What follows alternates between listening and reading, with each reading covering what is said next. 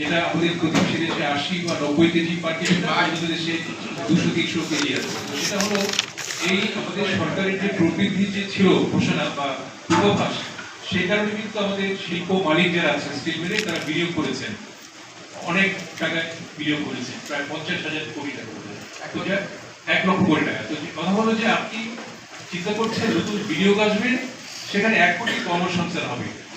Ceramic, pipe, fittings এরকম অনেক আছে, এখানে অনেক স্কিল এবং আনস্কিল লেবার আছে যারা এখন বসে আছে।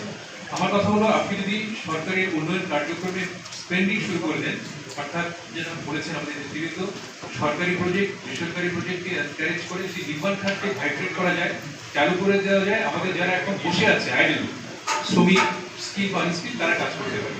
তো মূল কথা হচ্ছে ওটাই, সরকার কিন্তু বিবেচনা করতে হবে যে আমাদের এই যারা অলরেডি স্কিল ম্যান পাওয়ার বা আনস্কিল আমাদের এই শিল্পের সঙ্গে জড়িত, তাদেরকে আবার কর্মক্ষম করতে হবে, তারা বসে আছে আইডল।